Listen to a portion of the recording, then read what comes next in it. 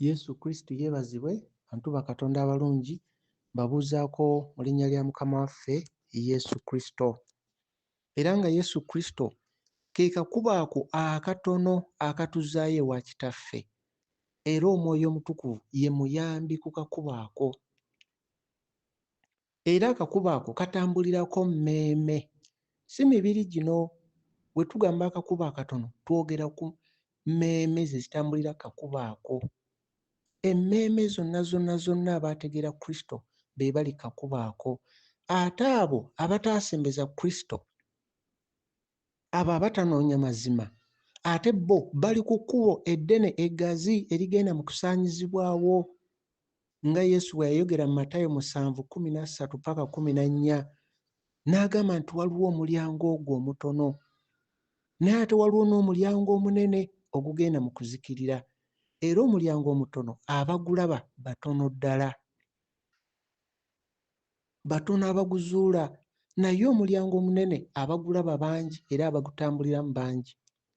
Bantu ba Katonda abalungi, olwaleero tugenda kwogera ku bubaka nga twogera ku mmeeme mu budde obusembayo, twogera ku mmeeme mu budde bw'emmeeme obusembayo, naye tugenda kwogera ku mmeeme eyo eri kakubo akatono ng'era eri mu kutambula eyolekera awawakanirwa gye twogerako, kubanga tujjukire nti ekigambo kya Katonda kyonna kiri mu ngero.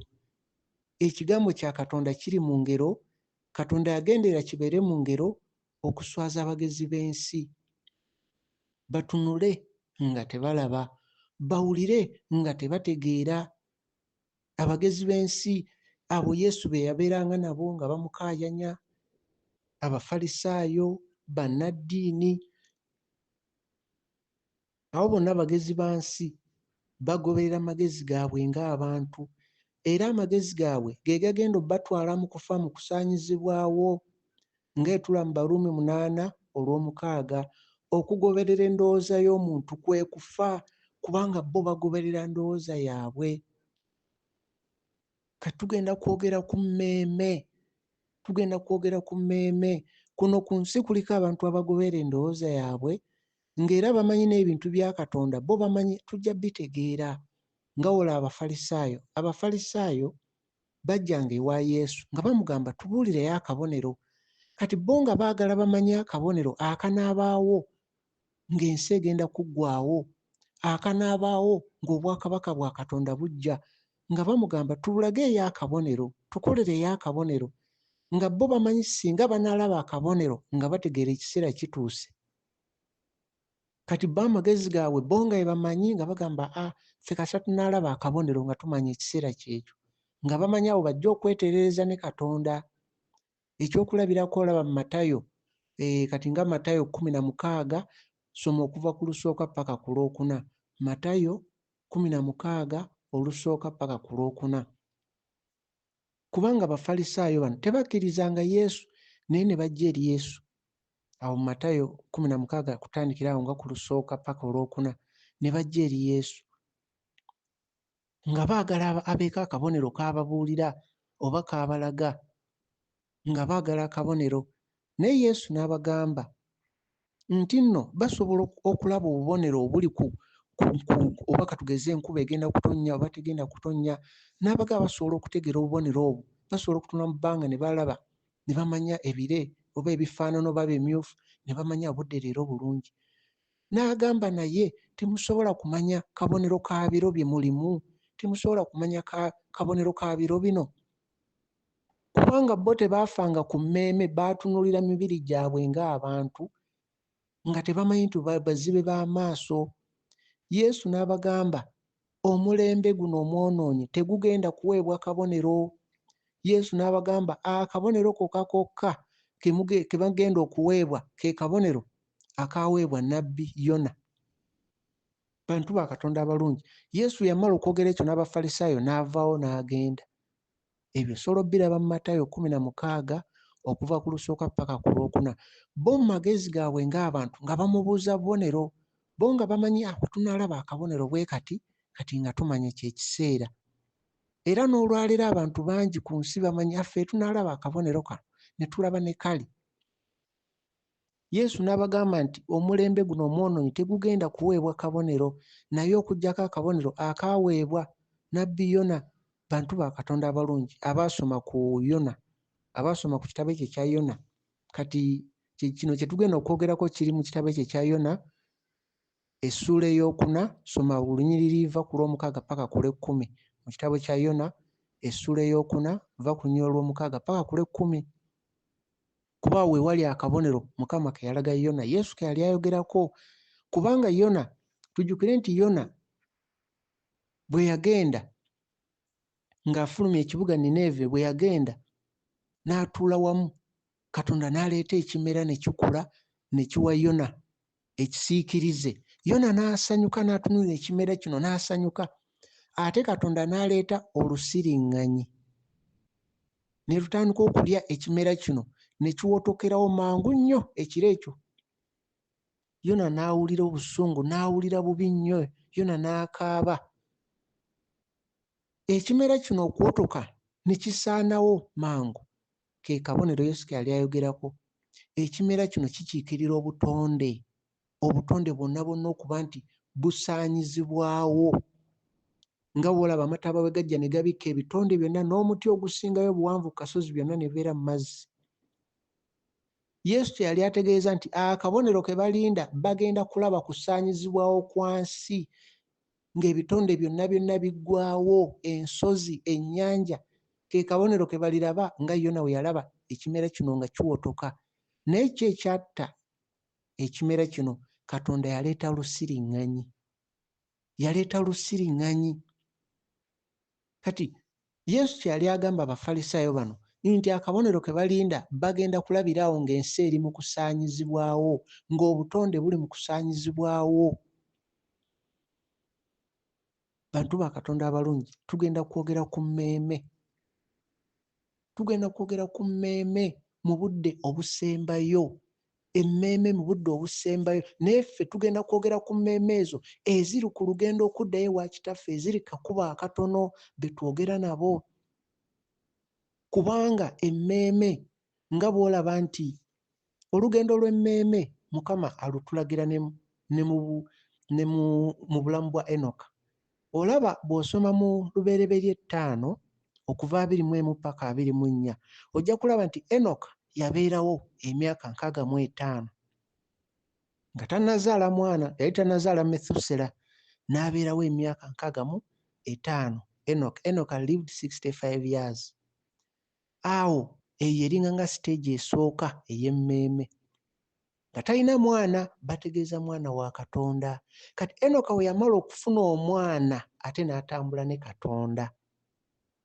Kitegeeza nti bw'omala okufuna omwana wa Katonda mu ggwe, lw'otandika okutambula ne Katonda. Kati Enoka yabeerawo emyaka 65 nga tannafuna mwana. Naye Enoka we yazaala Methusela ate n'atambula ne Katonda. Awo Enoka n'atambula ne Katonda emyaka 3. Eyo eringa nayo stage ya mmeeme. Kati ate stage esembayo Enoka n'aba nga takyaliwo. Kati ne mmeeme erina weesooka okuba nga eri kuno ku nsi naye nga tennafuna mwana. Eyo boogera ku Kristo, omwana wa Katonda nga tannajja, tannazaalibwa, tonnabeera born again. Naye w'omufuna n'otambula ne Katonda nga Enoka. Enoka yabeerawo emyaka 65. We yamala okuzaala Methusela n'atambula ne Katonda. Somako mu Lubereberye 5:21 paka 24. Bino tubisomako, tubyogerako, bikulage nti ekigambo kya Katonda kiri mu ngero naye nga bwe kyali, bwe kiri era bwe kiribeera. Oba bakitegedde oba tebakitegedde, naye kyo nga bwe kyali, bwe kiri era bwe kiriba. Kati olaba nti emmeeme esooka kubeerawo nga tennafuna mwana wa Katonda. Bw'ofuna omwana n'otambula ne Katonda, kuba omwana ly'ekkubo erituuse ewa Katonda. Kati awo ne waddawo ne batugamba nti Enoka n'aba nga takyaliwo. Lwe lugendo lw'emmeeme. Kati bino bye tugenda okwogerako, bye tugenda okwogerako obubaka ku mmeeme mu budde obusembayo. Twogera wano Enoka n'aba nga takyaliwo, Katonda n'amutwala. Kati emmeeme ekiseera kyerimu kyakutwalibwa ebe nga tekyaliwo, kyakutwalibwa tugattibwe wamu n'ab'eggulu. tweyawula eno ku nsi tugattibwe wamu n'ab'eggulu. Kyekiseera emmeeme kyerimu kye tugenda okwogerako. Bino ebigambo byonna biri mu ngero, naye nga buli omu munda mu ye asobola okutegeera Omwoyo asobola omuluŋŋamya. Ate Enoka, olaba Enoka yabeerawo emyaka 65 n'atambula ne Katonda emyaka 3. Olaba nti ebbanga lyatambula ne Katonda lyali eddene. Enoka n'aba nga takyaliwo. Kati naffe emmeeme zaffe abo abali kakubo akatono abagenda mu ggulu, tukimanye nti jjukira wano tuli mu race. Nga wonaalaba nga basimbudde abantu, nga olaba abaana ba Isirayiri bwe baali bava e Misiri nga bagenda mu nsi ensuubizi, baali nga wala nti basimbuddwa wamu bonna bonna. Naye mu baasimbulwa awamu mulimu abaabeeranga mu kkubo nga bagamba, nga bejjusa bagamba oba tuddeyo e Misiri, nga bagamba Musa otuleese wano mu ddungu tusaanyaawo singa otuzaayo e Misiri. Abalala nga balina okwemulugunya okw'enjawulo, ng'amaaso gaabwe n'emitima tebagitadde wa gye balaga, nga beemulugunya. Kati naffe emmeeme zaffe ku nsi, olugendo lwaffe wano ku nsi, tuli mu lugendo, tulinga nga wala abaasimbulwa, nga wasimbulwa ku nsi kasita bajja ku nsi n'otandika olugendo. Tuli mu race, era nga lwona abajulizi abatulaba, buli omu batulaba ebbali nti tuli mu lugendo, tutambula tugenda. Ekyo ekyogerako mu Bebulaniya 12 olusooka, nga ye twetoolodda olufu lw'abajulizi. Twetoolodde olufu lw'abajulizi mu kkubo lye tulimu, mu race gye tulimu. Ate we twogera ku race, kikulu nnyo okujjukira nti nga Pawulo bw'ayogera mu Bakolinso ekisooka 9:24, nga ayogera nti bwe tuba tudduka, nga tuli mu kudduka, nga tuli mu misinde nga tudduka, ayogera nti omu yekka yaafuna ekirabo. N'olw'ensonga eyo tudduke, buli omu odduke ng'oyagala kufuna kirabo ekyo. Tuli mu kugenda, naye agenda okufuna ekirabo agenda kuba omu. Olwo olugero parabo kyetegeeza nti Kristo yekka mu ffe y'agenda okufuna ekirabo, y'agenda okutuuka, y'alindiddwa eri gye tumalirako, kuba eno tusimbuddwa wamu ku nsi, naye eri gye tumalira olugendo lwaffe wano ku nsi, eri aweebwa ekirabo ali omu yekka, kyama ekyo ye Kristo. Ekyo Pawulo kye yali ayogera mu Bakolinso ekisooka 9:24.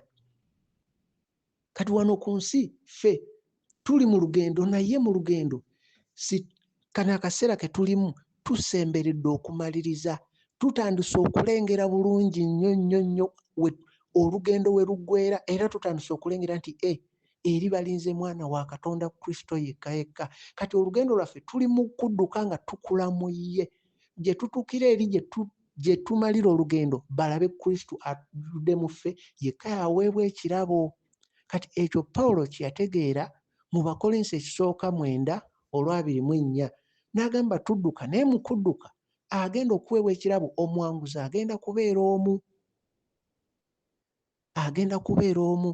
Naye emmeeme nga ziri ku lugendo luno, mu lugendo luno waliwo Katonda w'omulembe guno ayogerako mu Bakolinso 2:4, azibye, ye y'azibye amaaso n'entegeera y'abo abatakkiriza.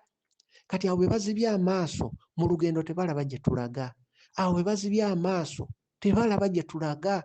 Kati bo bawulira nga bali mu kudduka, bawulira nga badda mu maaso, naye gye balaga tebalabayo. Era ne Kristo gwe twogerako tebamutegeera. Ekyokulabirako bwe baba bagamba bamutegeera, basooke beebuuze. Olaba mu Bikola Abatume 2:36 ayogera n'agamba nti leka ennyumba ya Isirayiri yonna etegeere nti Katonda afudde oyo Yesu gwe bakomerera, Katonda afudde oyo Yesu gwe bakomerera, amufudde Mukama ate amufudde Kristo. Kati ekigambo ekyo kikulu, oyo Yesu Katonda amufudde Mukama, ekyo kimu, ate n'amufuula Kristo. Kati oyo atannategeera kiki ekitegeeza oyo Yesu lwaki bamufuula Mukama. era bamufuula mukama njawulo ki yaliwo ate ne bamufuula Kristo. Kati oyo atannategeera ekyo ali mu lugendo naye gy'alaga tamanyiiyo. Kristo gw'ayogerako tannamutegeera, naye ye agenda kukula mu ffe, ogenda mulaba munda mu ggwe, ogenda mumanyira munda mu ggwe, agenda kwogera naawe ng'ayita mu ggwe. Ebya Katonda tebigenda kubaako nti obuukira akaseera akasembayo gambe wabula mponye mbadde mbulako katono nnyo. Ebya Katonda ogenda kuba nga olaba abantu nga olaba ku mulembe gwa Nuuwa we baayingira mu lyato. Abaayingira mu lyato mu Nuuwa buli omu yayingira bulungi. Teri yajja misinde nnyo nnyo nnyo n'abuuka omulundi gumu n'agwamu, nedda. Nuuwa yamanya ng'amataba gazze. Eggulu ne libaako okubwatuka, omuliro gw'amaanyi, kwegamba eggulu lyaliko okubwatuka okumyansa, ng'olabanga ebibuga byonna ebikutte omuliro naye nga ggulu lye limyansa. Nuuwa n'amanya amataba ekiseera kituuse. Naye ng'akaseera ko Nuuwa anoonya amagemage abeeko gw'ayita ng'abali wala, nga Sitaani yabatutte wala n'omulembe guno we kiri. Nti bali wala nnyo munda mu bo tebasobola na kuwulira. Bali wala nnyo, twogera ku mmeeme, mu mubiri weebali era bakuŋŋaana. Naye mu fellowship bali wala. Kati twogera fellowship of the Holy Spirit, ebintu bye twogerako bya mwoyo. Twogera ku mmeeme, emmeeme yeezaaliwa omwoyo era emmeeme yeegoberera omwoyo. Kati mu mubiri bakuŋŋaana era ne basinkana, naye mu mmeeme nga bali wala. Kati ng'omulembe gwa Nuuwa bwe gwali ne guno bwe gugenda okubeera. Nti olwaleero wano ku nsi tuli mu lugendo, twasimbula ffenna wamu nga n'alaba abantu oba abali mu kudduka nga kibinja kinene, naye ng'agenda okuwangula agenda kubeera omu y'anaaweebwa ekirabo. Naye nga mu abo abasimbuddwa ku lugendo abangi ennyo mulimu bamuzibe. Kati abo bamuzibe abali ku lugendo Yesu bye yajja okuzibula amaaso, ayogera ku mmeeme otandike okulaba. Obuzibe bw'amaaso, mu abo abali ku lugendo mulimu n'abo nga tebalina bulamu. Kristo kye kyamuleeta n'agamba nze bulamu. Mulimu abo abatannalaba kitangaala, Kristo ajja n'agamba nze kitangaala. Naye bino byonna bya mmeeme, si musana guno gwe tulaba n'ogamba kitangaala kiikyo, nedda. Yesu ekyamuleeta ye n'agamba ye kitangaala kya nsi eri emmeeme. Kati bino tubyogera kubanga emmeeme ziri mu lugendo olusembayo. Emmeeme eri mu lugendo lwayo olusembayo wano ku nsi, eri mu kaseera akasembayo, eri mu budde obusembayo, eri mu budde bwa kutwalibwa ebe nga tekyaliwo. Nga Enoka we yabeerawo, Enoka n'atambula ne Katonda, Enoka n'aba nga takyaliwo. Kati tuli mu ddaala lya kubanga takyaliwo, ddaala lya kukyusibwa emmeeme etwalibwe. Emmeeme ng'ejja egenda okutwalibwa egenda kuzaalibwa omwoyo. Omwoyo y'agenda okuddayo ewa Kitaffe. Kati ebintu ebyo twogera bangi babiwulira, naye munda mu bo tebabiraba, tebabitegeera, tebabikkiriza, tebalina bujulizi munda mu bulamu bwabwe, tebalina bulamu bw'ekyo kye twogerako. Naye ate waliwo abalina obulamu bw'ekyo kye twogerako, era abo abalina obulamu bw'ekyo bo batandise dda okuwulira nti tuli kimu. Tuli kimu olwa Kristo ali mu ffe. Tuli kimu n'abo bonna bonna ba Aburahamu n'abala, bo batandise dda okuwulira nti ffe tuli kimu nabo, kye baamanya naffe kye tutegedde. Tuli kimu nti ekigambo kya Katonda nga bwe kyali bwe kiri era bwe kiribeera munda mu ffe. Munda mu ffe ekyo kye kigenda mu maaso. Era munda mu ffe tuli mu kimanya nti waliwo Katonda baawadde okumanya ekyama. Ekyo kyayogerako mu Befeso 3:4. Kyayogerako nti bw'onaasoma otegeere okumanya kwe mu kyama kya Kristo. Nga bw'onaasoma otegeere, si buli omu agenda kusoma ategeere. Kyova olaba mu Befeso 3:4 agamba bw'onaasoma otegeere okumanya kwe, ekyama kya Kristo. Kino kyama, era oyo ategedde Kristo ali munda mu ye yekka yagenda n'okutegeera kino. Mukama kye yalaga Yokaana mu kubikkulirwa 3:21, n'amulaga n'amugamba nti eri oyo anaawangula agenda okuweebwa okutuula nange ku ntebe nga nange bwe nawangula ne ntuula wamu ku ntebe ne kitange ku ntebe ye. Kino kyama kya muwendo era ng'ekyama ekyo kitujjukiza Merikizedeki, kubanga Merikizedeki, tujjukire erinnya Merikizedeki litegeeza entebe ey'ekitangaala. Ate we tujjukira Merikizedeki kituddizaayo ddala ne mu Bebbulaniya 7, kubanga Bebbulaniya 7:17 awoogera nti ye mujulizi nti oli kabona emirembe gyonna nga mu nkola ya Merikizedeki. Tugaye nti Merikizedeki etegeeza entebe ey'ekitangaala. Kati Merikizedeki ono yasisinkana Aburahamu n'amubuuza gy'ava. Merikizedeki n'amugamba gy'ava emikono gy'abantu tegiweereza ku mmeeza, nga kyategeeza yali ava mu ggulu. Kati kabonero akalaga nti ekyo kye tuli mu kubeera, emmeeme kyeri mu kubeera ekiseera kino, kyekyo kyennyini Aburahamu kye yategeera we yasisinkana Merikizedeki. Kyekyo kyennyini kye tutegedde, ate ekyo kyennyini Mukama kyali mu kukozesa otugatta wamu ne Aburahamu nga kye yamanya naffe kye tutegedde. Era ng'ekyo bwe bukakafu obutulaga nti oyo Merikizedeki eyasisinkana Aburahamu, tutegere nti ekyo kye yali. Olw'okuba erinnya eryo litegeeza entebe ey'ekitangaala, tutegeera nti naffe oyo Kristo ali munda mu ffe, ekyo kyali mu tufuula emmeeme eri mu kuzaalibwa omwoyo, nga omwoyo ogwo kitangaala. Omwoyo ogwo gwa kitangaala. Tuli mu kubeera ba kitangaala, nga mu kubeera ab'ekitangaala we tugenda okukwataganira wamu n'abalala ab'ekitangaala, ng'ekitugatta geega amazima ge baamanya mu bo, naye nga bwe baagamanya n'olwaleero bwe gali ate bwe galibeera, ng'ekitangaala ekyo kye kitugatta mu Kristo. Nga bw'olaba Musa yajja, Elijah n'ajja, ne babeera wamu ne Kristo ku lusozi mu kukyusibwa. Naye Kristo yatwala 3 mu kifo ekyo12. Kabonero akalaga nti bino ebigambo bya batono abagenda obbitegeera, batono abagenda okyerabamu munda mu bo era bafune essanyu bagambe ekiseera kituuse. Bantu ba Katonda abalungi, kano akaseera ke tulimu ke kaseera akasembayo, bwe budde obusembayo. Emmeeme ziri mu budde obusembayo, okukyusibwa okusembayo. Y'ensonga lwaki mu kiseera kino Sitaani afuba nnyo okulaba nti olw'okuba amanye emmeeme bambi ziri ku lugendo, afuba nnyo okulaba nti abaako by'abalaga ebbali, amaaso bagajja eri gye balaga. Nga wonna alaba abantu nga badduka, naye ne wabaawo abakubira ebbali engalo ng'asooka otunule wano, sooka olabeko eno, kino wakirabye.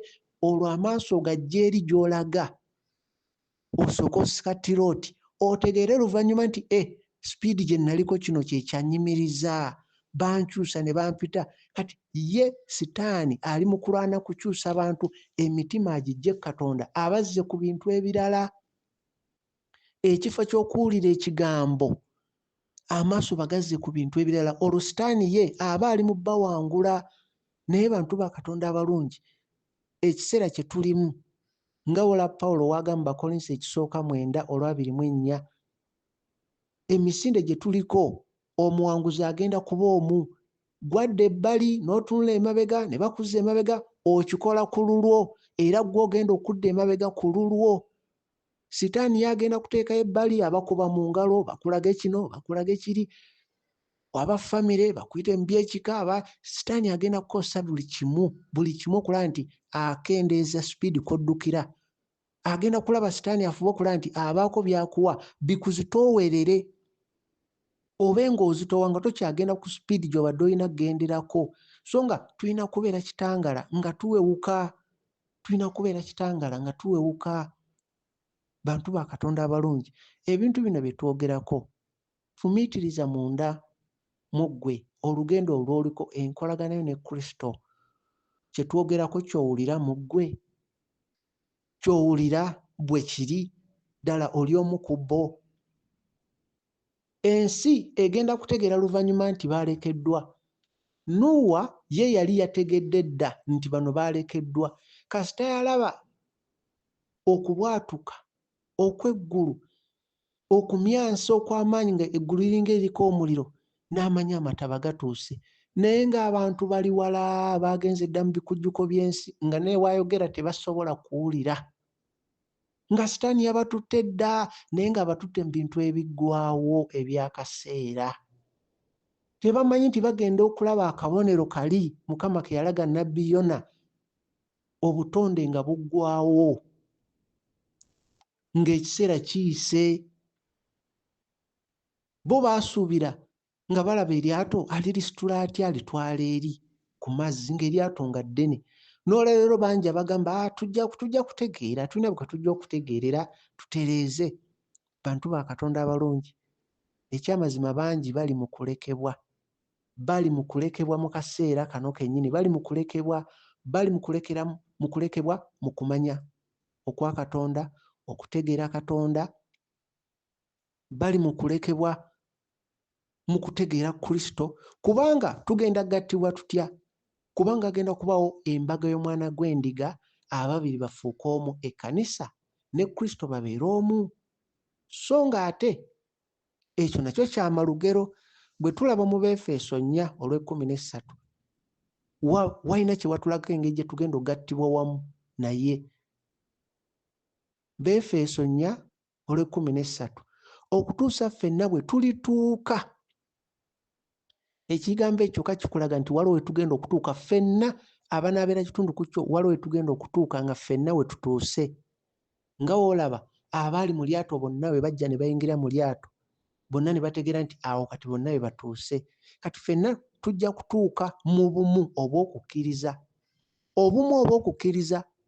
Kati ensi leero onakkiriza kino, oli akkiriza pagatore, oli akkiriza simanyi biki, oli akkiriza biki, naye ffe tugenda kutuuka nga kye tukkiriza kyekyo, bannabbi kye baategeera, bamalayika kye bamanyi, eggulu lye kimanyi, ffenna tugenda kutuuka mu kukkiriza kumu. Ate tubeere n'okumanya kw'Omwana wa Katonda nga kwe kumu. Tubeere omuntu atuukiridde. Omuntu ono atuukiridde, emmeeme egenda kuzaalibwa mwoyo, ekitangaala ky'omwoyo kibe mu mmeeme yonna, ebeere ekitangaala ebeere mwoyo. Kati ekitangaala kibe nga kiyitamu butereevu ne kikuba omubiri. Omubiri ono ye muntu, alyoke abeere omuntu atuukiridde. Olwo omubiri n'emmeeme n'omwoyo babeere kimu nga Kitaffe n'Omwana n'Omwoyo Omutukuvu. Era ffenna tutuuke paka ku bujjuvu bwa Kristo, obujjuvu bwa Kristo Omwana wa Katonda. Bino ebintu bya lugero. Era atabimanyi we twogera ku Kristo, akuba akafaananyi ng'alaba omusajja ayambadde oba ng'ayambadde oba olugoye olweru oba ng'alina ne kye yeesibye, twogera ku mwoyo. Twogera ku mwoyo, so nga n'ekyambalo kye twogerako kya mwoyo. Era oba tokitegedde, ojja kukuba obufaananyi bwonna bwonna bw'okuba, era otambule gwe ng'ogobera bufaananyi. Kati akaseera kali ng'obulimba buweddewo, obufaananyi obwo nawo kwolwo lwe bulikoma, naye eyategeera amazima ate ogenda kulaba nga go weegali mu ggwe nga malamu. Amazima ngo ye Kristo. Kristo gwe twogerako mwoyo. Bantu ba Katonda abalungi, tuli mu kaseera akakyasinza obulungi ku nsi. Tuli mu kaseera akakyasinza obulungi ennyo ennyo, kubanga tulengera olugendo lwaffe lukoma, tulengera obujjuvu bwa Kristo we buli ne tubwetegereza ne tumanya bulijjo olugendo wali we tulaga. Kati kano si kaseera ka kutunula bbali, otunule n'otunula akuliraanya. Kano kaseera ggwe kennyini kutegeera mazima munda mu ggwe, kubanga olugendo luno buli omu alulimu yekka. Luno olugendo lwa mmeeme, luno olugendo lwa mmeeme. Y'ensonga lwaki mu kiseera kino n'ebintu bye twogerako bangi bawulira tebategeera, batunula tebalaba. Ate tebakkiriza nti bamuzibe, naye nga batunula tebalaba, bawulira tebategeera, aye tebasobola kukkiriza nti bamuzibe. Era bali mu kugoba mizimu, ngoba guno ngoba guli, so nga ate bakkiriza nti bo bennyini gwe mubiri gwa Kristo. Kati n'obabuuza emuzimu mu kugoba mubiri gwa Kristo mwe muli mu kugoba emizimu? Era n'obabuuza emizimu gyayingidde ddi mu mubiri gwa Kristo? Pozzi nga toli mubiri gwa Kristo. Naye obanga oli mubiri gwa Kristo ate nga gwe agamba oli mubiri gwa Kristo oli mugoba kawuula ave mu mubiri gwa pozzi nga toli mubiri gwa Kristo. Kati obulimba bungi ku nsi, obulimba bungi nnyo ku nsi, akaseera kaweddeyo. Obulimba bungi ku nsi era sitaani abalala bataddemu ebirowoozo nti abantu bangi ku nsi, Katonda tayinza kusaanyawo bano bantu bonna, tayinza kikkiriza ne kibaawo. Yesu yagamba ng'omulembe gwa Nuuwa bwe gwali n'omulembe gwaffe bwe gugenda okuba. Ku mulembe gwa Nuuwa abaawona baali batono, 8 ku nsi yonna. Kabonero akalaga nti batono, batono. Kati gwe olina kulaba obeera otya mu abo abatono.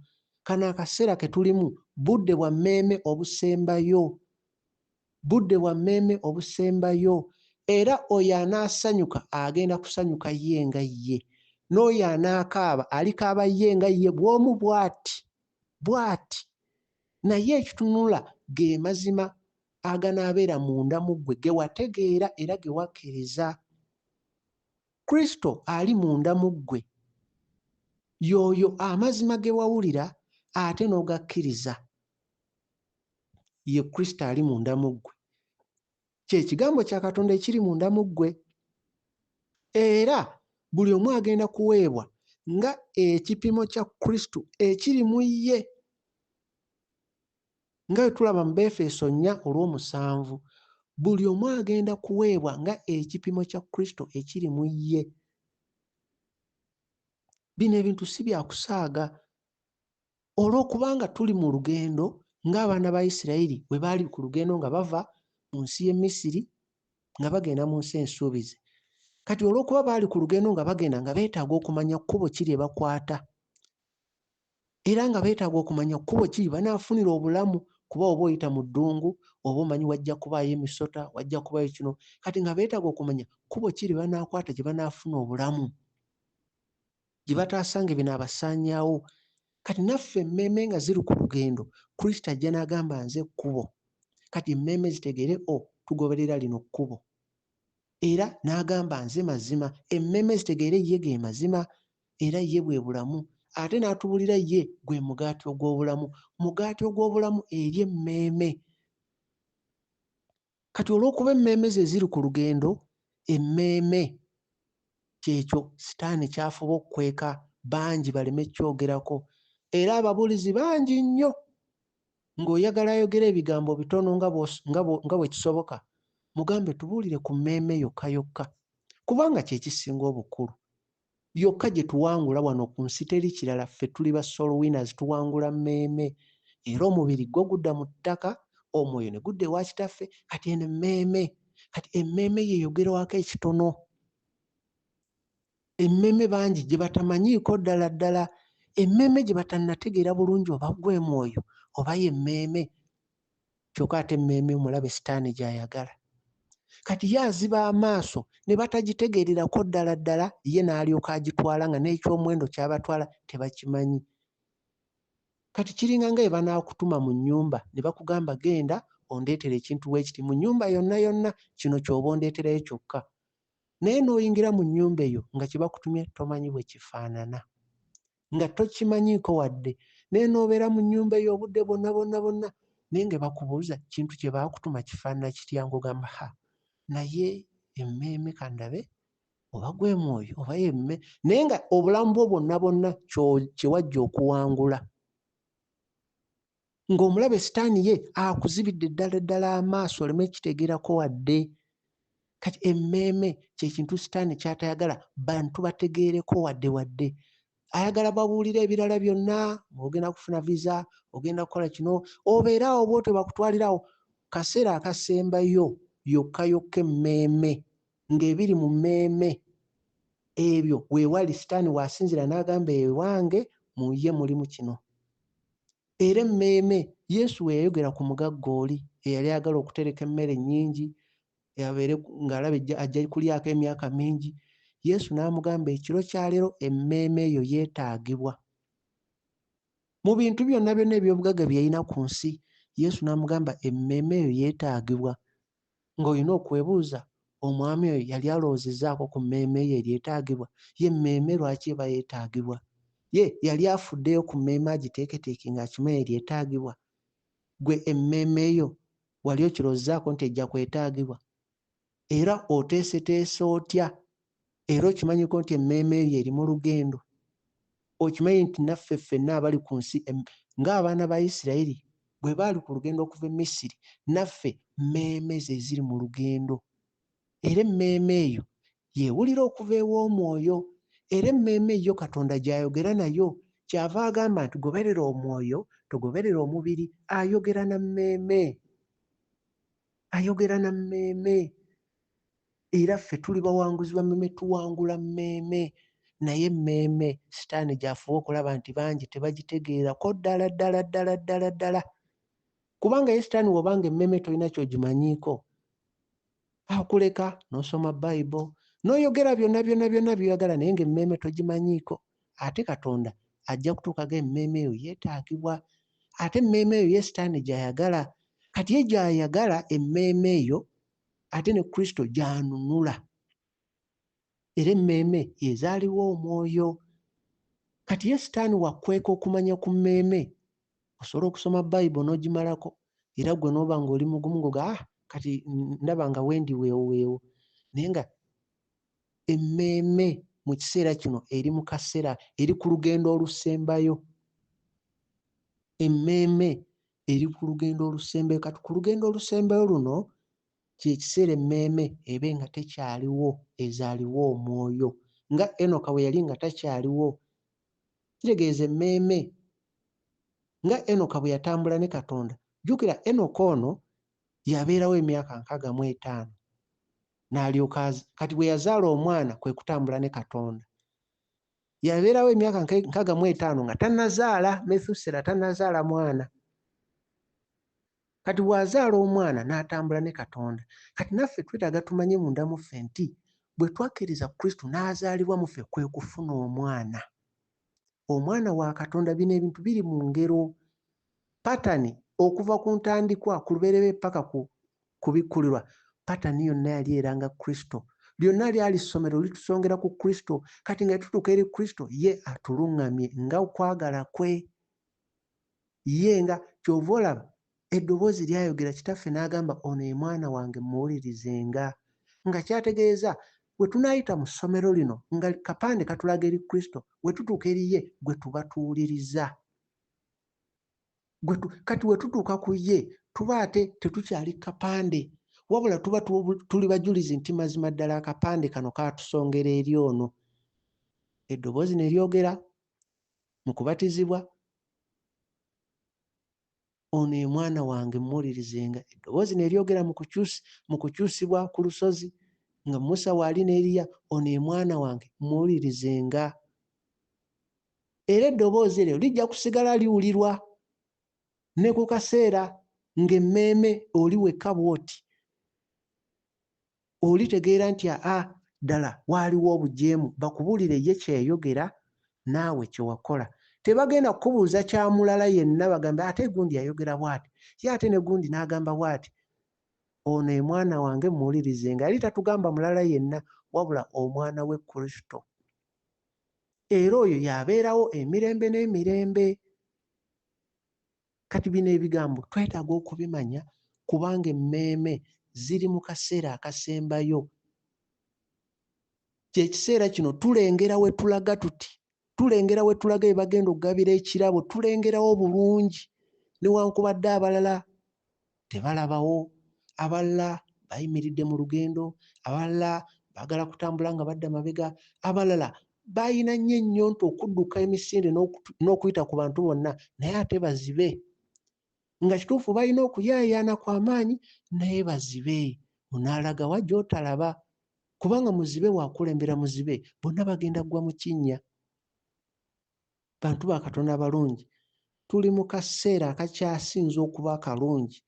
Kano ke kaseera w'owulira essanyu ery'amaanyi singa oba olengedde gy'olaga nga gwe w'ogenda olaba olugendo we luggweera otandise okulengerawo bw'oti. Omanya kati wano kwe kutwala sipiidi ekyasinze ng'amaaso togateeka na walala. Kuba olugendo lwonna lwonna nga olaba abaana ba Isirayiri katugeze muvudde e Misiri muli ku lugendo otandise okulengera ensi ensuubize. Abafudde mu lugendo bayitirivu, bw'olengera mu nsi ensuubize ogirengera bw'oti. Aka kaseera tekaba kamboozi. Aka kaseera oli akukwata ne ku mukono n'akugamba omanyi sooka gy'olaba gwe n'omuleka n'otamutunuulira kubanga olengera w'olaga. Ayinza okuba ye w'olaga tannalengerawo. Ayinza okuba n'ensi ensuubize tannagirengera nakko, tamanyi na kigenda mu maaso. Kati ate ng'okkiriza akuzza emabega, gwe genda mu maaso. Kano akaseera ka kugenda bugenzi mu maaso kubanga abagenda okuwona batono. Abagenda okuwona batono ng'omulembe gwa Nuuwa bwe gwali. Kubanga waliwo abajja okugamba naye wentunulamu ndaba abantu bano bonna bonna tebayinza kusaanyizibwawo. Katonda abantu bano bonna ayinza obbakkiriza. Amagezi ge nkuwa, bw'oba osobodde okulengera awasembayo awawakanirwa, w'oba olengerawo totunula walala, sigala ng'ogenda. Bino ebintu bye twogerako bya mwoyo si bya mubiri. Bya mwoyo si bya mubiri. Ebintu byonna bino bye twogerako, emmeeme ezaalibwa omwoyo. Emmeeme bw'ezaalibwa omwoyo, wano ku nsi ensi egenda kuba tekyakutegeera. Nga bw'olaba Yesu bwe yayogera mu Yokaana 3:8 awo n'agamba abazaalibwa omwoyo wano ku nsi balinga nga bw'olaba embuyaga. Ensi egiraba, esobola ogiwulira ng'eyitawo ekunta naye tebamanyi oba evaawa oba eragawa. Kati bino bye twogerako lowooza ku mmeeme eyo. Ate abantu abali mu lugendo luno nga mwategedde dda mumanyi n'ekigenda mu maaso, essaawa zino buli omu musanyufu nnyo nnyo nnyo nnyo nnyo kuba we tugenda olengerawo direct ate olengerawo nga wali munda mu ggwe. So ng'abalala bali mu kkuba bufaananyi oba balengera kaguwa ke basibye oba balengera ki. Bantu ba Katonda abalungi, waliwo olufu lw'abajulizi olwetoolodde. Bamalayika n'abalala bonna abali mu ggulu bajulizi ku kigenda mu maaso. Balaba buli omu, balaba ekigenda mu maaso, bamanyi buli kimu. N'ebitonde byonna byonna tewali agenda kwekwasa nti teyamanya. Tewagenda kuba kwekwasa oba excuse oba mbu saamanya. Kyovula Mukama akyogera mu Baruumi 1:2 n'agamba ng'ebitonde byonna byonna okuva ensi bwe yatondebwa. Oyo Katonda kwegamba obusobozi bwa Katonda obw'ensi bwetalaba, amaanyi ge n'ekikula kye eky'omwoyo birabibwa bulungi nnyo era bitegeerebwa bulungi nnyo. Era tewali muntu agenda kwekwasa kintu kyonna mbu oba teyamanya. Tewali. N'abo abawakana bonna bonna munda mu mitima gyabwe n'ekigambo kye bategedde bukakafu obulaga nti Katonda omulembe guno atumanyi. Tewagenda kuba kwekwasa n'ekigambo n'eki. Ebigambo byokka byokka, ebitonde byokka byokka, bujulizi. Ekyo kiri mu Baruumi 1:2. Tewagenda kuba kwekwasa. Ebitonde byokka Katonda bye yatonda. Katonda n'atulaga n'otulaga nti yatutonda tuyimiridde nga tukula tudda mu ggulu, ng'ebigere akatundu akatono nnyo ke kakoona ku ttaka. Era n'ajja Yesu n'atunaaza ebigere, kabonero akalaga nti atuggyako akakwate n'ensi. Era n'atuwa n'enjiri ey'emirembe mu bigere byaffe asobole otwawula n'ensi, tube nga wakati waffe n'ensi waliwo enjiri ey'emirembe. Nga ekyo mu butonde kiraga Yesu alina ekigendererwa ffe tuleme kuba bansi. Era n'agamba temubi bansi, temubeegomba. Nga bwe yagamba abaana ba Isirayiri nti temukoppa bintu by'e Misiri obulombolombo mu Baleevi 18 olwokuna paka Baleevi 18 olusooka paka olwokuna. Naga temukoppa bintu by'e Misiri. Kati naffe n'atugaa temukoppa bino bintu bya nsi. Era n'atulaga nti gw'omusota gwo gutambulira ku ttaka gwonna era gulya ttaka. Ng'atulaga bwe muneegomba eby'ettaka nammwe mugenda kuba ng'ekikula ky'omusota. Era nga naffe kennyini tukiraba nti wano ku nsi ab'ensi banoonya ttaka, buli omu ttaka, banoonya byansi. So nga ebyensi bikuzza wansi ng'omusota mu kikula ky'omusota. era Katonda n'atulabula n'agamba bannaye oyo Falaawo gwe musota ye dragoni mu Ezekieri 29 olwokusatu. Wano njagadde kulaga nti Katonda yakozesa obutonde okutulaga tewalibeera kwekwasa. Kati awo Pawulo kyayogera mu Baruumi 1:2 ti n'obutonde bwonna bwonna bujulizi n'ebyetulaba byetuwulidde bujulizi tewalibeera kwekwasa. Era ne tulaba ne Falaawo engeri gye baazimba enkofiira ye afaanane ng'omusota. Era ne tulaba n'obuwangwa bw'ensi nga abo abali mu kifo ng'ekya Falaawo ng'era owulira bayita musota maaso moogi ng'omusota egwagala ettaka era babayita bassaabataka. Kati era ebyo nga tebikulaga nti bannaye Katonda ne mu butonde yabukosa otulaga nti ffe tetuli bansi tuleme kwegomba byansi. Baruumi 1:2 somawo bulungi nnyo ogenda kulaba nti ensi eno okuva lwe yatondebwa amaanyi ga Katonda n'ekikula kya Katonda eky'omwoyo byeraga bulungi nnyo nnyo era nga bitegeerekeka n'ebintu byonna Katonda bye yatonda era tewalibeera kwekwasa oba tewalibeera excuse yonna yonna. Tewali agenda kwekwasa saamanya saategeera nedda. Tewali nga wolaba ku mulembe gwa Nuuwa abantu bennyini buli omu ajja kwenenyanga yekka ate emmeeme guno omubiri guba guzze mu nfuufu. Kati emmeeme eno yabeerawo yekka neyeenenya nga yagoberera amagezi ge ng'omuntu. Baruumi 8:6 okugoberera endowooza yo kwe kufa. Ebintu bya Katonda bya mwoyo si bya ndowooza.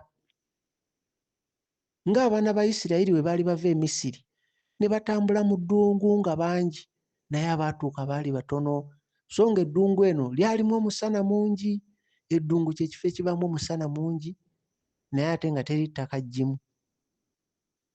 Nga bw'olaba eno ensi ekigambo kya Katonda weekiri mu bungi naye ettaka eggimu ensigo mwekulira terisangika. So nga mu ddungu mubaamu n'emisota naye mu ddungu omwo mwennyini ate mulimu eddoboozi erigamba teekateeka ekkubo. Nga wolaba Yokaana Omubatiza bwe yajja ne Elijah nga ddoboozi eryogera mu ddungu nti teekateeka. Eddoboozi eryo liri munda mu mutima gwo. Twogera ku ddungu eriri munda mu mmeeme mu mutima gw'omuntu. Kuba mu mutima gw'omuntu Katonda yateekamu ensi nnamba asobole okukozesa awo tulaga mu butonde atulaga eddala nti bye yatonda byonna byatuyamba kununula mmeeme. Kati eddoboozi eryo eryogera mu ddungu lyogera munda mu mutima mu nsi eri munda eddungu eriri munda mu mutima ng'ekitangaala kingi naye nga tewali ttaka ggimu. Ng'era eddungu eriba naye nga teririmu emisota limu n'ebirala era bangi ne bafiira mu ddungu. Bangi ne bafiira mu ddungu n'eddoboozi nga lyayogeranga teekateeka ekkubo oyo Mukama akomawo.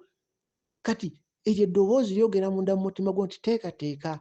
Ye Kristo ayagala ajja atuule mu ggwe mu bujjuvu bwe ggwe teekateeka ekkubo kola ekyo ky'ayagala. Bantu ba Katonda abalungi okuva ku lubereberye paka ku bikkulirwa ekigambo kyonna nga bwe kyali bwe kiri era bwe kiriba. Era ekyo kyennyini kiriwo obujulizi. Ekigambo kya Katonda ye mwana wa Katonda ye mulamuzi y'aliramula. Bantu ba Katonda abalungi tulowooze nnyo ku mmeeme kuba emmeeme eri mu lugendo olusembayo olw'okukyusibwa. Ye ggwe yeekaalu ya Mukama atuula munda mu ggwe. Ye ggwe ky'ova olaba Merikizedeki kitegeeza entebe ey'ekitangaala.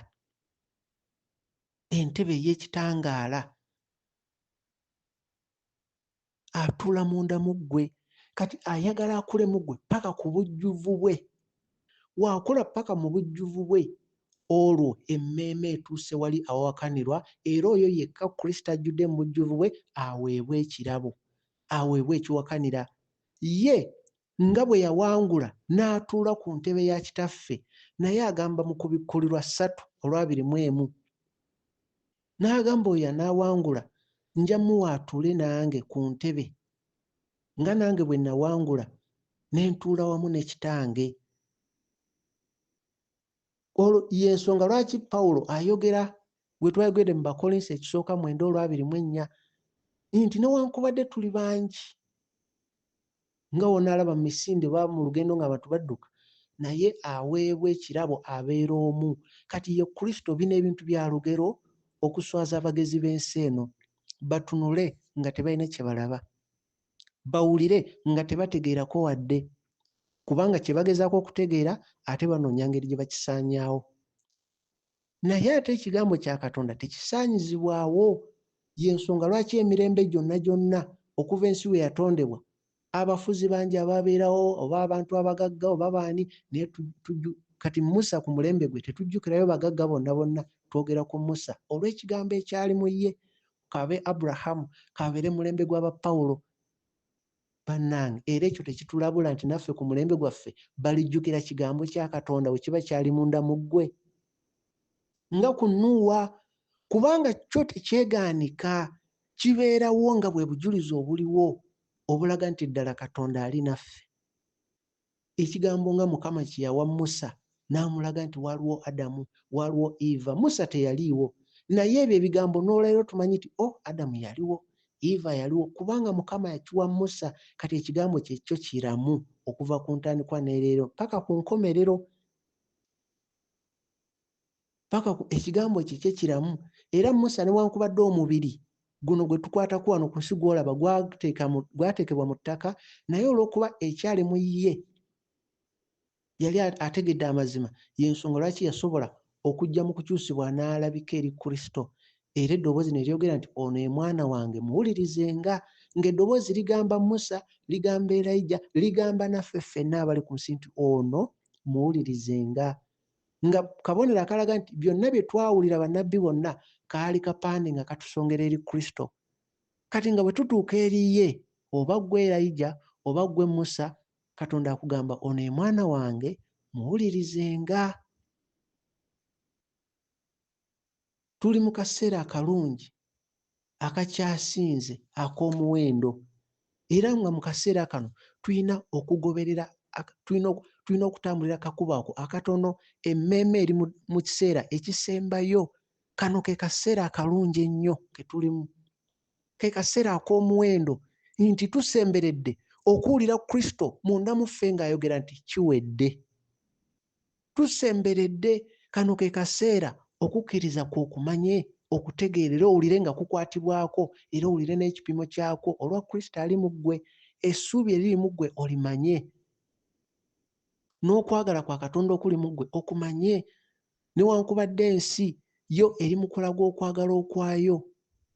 Olwaleero abantu bwe bagenda ne bawulira ebibiina ebigaba obuyambi nga bagamba bambi balina okwagala, bambi balina okwagala, Rotary balina okwagala, ne balowooza nti balina Katonda kuba Katonda kwagala. Ne bawulira abasamize, abamasa, abakulira amasabo nga bagaba ssente nga banaye omukyala alina okwagala oyo. Sitaani abikyusizza abantu abalage mu buzibwe bwabwe, balabe ekitangaala bakiyita ekizikiza, ate ekizikiza bakiyita ekitangaala. Bantu ba Katonda abalungi, ffenna tugenda kubeera bakabona nga mu nkola ya Merikizedeki, nga wekira mu Bebulaaniya 7:17. Ffenna we tugenda okubeera, era y'ensonga lwaki wonna asanga Aburahamu ajja kukulaba, ajja kukutegeera, kubanga yasisinkana Merikizedeki. Ate naffe ffenna tuli bakabona nga mu nkola ya Merikizedeki. Ensi teyamutegeera, ensi tegenda tutegeera. Era mu kaseera katono nnyo tujja kuwulira Kristo ng'ayogera nti kiwedde, era tusanyuke tuge mazima ddala kiwedde. Nga ky'anaabategeeza kiwedde y'enteekateeka y'okununula emmeeme ezzibweyo bujja, ezzibweyo bujja nga bwe yali ezzibweyo mu kitiibwa kya Katonda. Adamu yagwa n'ava mu kitiibwa kya Katonda. Kati emmeeme eno okuzzibwayo mu bujjuvu bwayo, Kristo w'agambira nti kiwedde, it is finished. Omulimu nga guwedde. Akaseera si kaawala tutuule wamu ku mmeeza ya Aburahamu.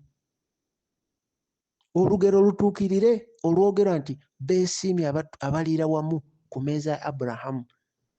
Era tuwulire okuva Aburahamu ng'atubuulira olugero olwo gye lwatandikira. era n'amakulu gaagwo tutegeere ddala ekigambo kya Katonda nga bwe kyali bwe kiri era bwe kiribeera. Tutuule wamu n'abaweereza abayitirivu tutandike okwogera ku patani eraga Kristo. Tutandike okwogera ku akapande mu byawandiikibwa byonna nga kaali kapande kalanga Kristo. Ffenna tube nga twogera ekigambo kyekimu nga kikwatagana nga kyekimu, nga tewaliwo ayogera byagoba mizimu, nga ffenna twogera ekigambo ekyekimu nga kyamanyibwa okuva ku ntandikwa paka ku nkomero, nga twogera bya mu ggulu, ng'olwo obwakabaka bwa Katonda buzze. Kyayagala kikolebwe ku nsi nga ekikolebwa mu ggulu. Kati nga byonna byonna ebyali ku nsi nga tebiri mu ggulu nga biweddewo. Bannaye ekyo si kirungi gye tulaga. N'ebino byabatono nga bw'olaba olugendo lwonna nga luli mu kuggwaako, abamu we bakooyera naye nga batuukidde ddala, abamu kwegamba awo nga luggwaako. Buli omu kozesa ekyo ky'olina mu ggwe, leka kireme kuggyibwako, nyweza ekyo otuuke awakanirwa. Newankubadde olugendo lwe tuliko emmeme nnyingi, bazibe b'amaaso bangi, kwegamba abalala bamuzibe, abalala ebigambo byonna byonna ebyogera biri mu ngero tebabitegeerako wadde ddala ddala kubanga biri mu ngero. Naye waliwo ggwe aweereddwa okutegeera ebyo. Abalala batunule nga tebalaba, bawulire nga tebategeera, abalala n'okuwulira baleme kuwulira. Oli alabe bulabi na message agambe eddakiika 4, dakiika 5 ono aba ayogera biki? Yeebuuze bano biki bye bampeereza, oyo ye abisiimulemu n'obisiimuulamu ng'alaba tebirina mugaso, naye nga tamanyi byogera ku mmeeme. Ate emmeeme eyo oba ayagala oba tayagala, Katonda ye agambye mu Baruumi 1:2 tewalibeera muntu alina excuse yonna, kubanga n'obutamanya kibi era kitwaza mu geyeena. Olugendo lwaffe olw'okunoonya obwakabaka bwa Katonda luli mu kkomekerezebwa. Eri abo abatono abanaakitegeera luli mu kkomekerezebwa. Buli omu yeetunuulire mu ndamu ye alabe ali omu ku bo. Nga Siteefani bwe yali mu kaseera ak'oluvannyuma ng'ensi eraba Siteefani bali mu kuba mayinja, bakola ki? Ye Siteefani nga gy'atunudde waggulu, gy'alina essuubi mu ggulu, ng'alaba eggulu lyeggula. Ng'ensi eraba Siteefani aggwawo, ye Siteefani ng'alaba eggulu lyeggula, ye ng'ali kaseerako akasembayo. Kati eggulu eryo we lyeggula teryeggulira buli omu, Siteefani ye yalaba. Kakati nno akaseera kano ng'emmeeme eri mu lugendo lwayo olusembayo, ekigambo kya Katonda kigenda kusigala kye kimu nga bwe kyali bwe kiri era bwe kiriba. Era n'abo abagoberera endowooza yaabwe era ekigambo kigenda kusigala nga bwe kiri, nga wala mu Baruumi 8:6, okugoberera endowooza y'omuntu kwe kufa. Era endowooza y'omuntu okugigoberera kwe kufa nga bwe kyali mu lubereberye era bwe kigenda okugenda paka ku nkomerero. Bantu ba Katonda abalungi, olwaleero obubaka bwe twogeddeko bwogera ku mmeeme mu budde bwayo obusembayo, ng'emmeeme ezaalibwa omwoyo ebe nga tekyaliwo. Omwoyo oyo agattibwe wamu n'omwoyo wa Katonda. Emmeeme nga bw'olaba Enoka yaliwo n'atambula ne Katonda n'aba nga takyaliwo. Kati tuli ku ddala ya kubanga takyaliwo. So ng'abalala bangi n'okuzaalibwa omwana tannazaalibwa mu bo, tebannaba kujja ku kyakutambula na Katonda. Kati nga bw'olaba era omulembe gwa Nuuwa bwe gwali mu kaseera akasembayo ddala ddala ddala, bangi tebaasobola kulaba bubonero bulaga nti ebiseera bye bino. Ng'Abafalisaayo Yesu beyogera nabo mu Matayo 16 n'olwokuna. Abafalisaayo nga bamusaba akabonero n'abagamba guno omulembe tewali kabonero kagenda baweebwa okuggyako akabonero aka nnabbi Yona. Bantu ba Katonda abalungi, Mukama abakuume, mwebale kuwuliriza.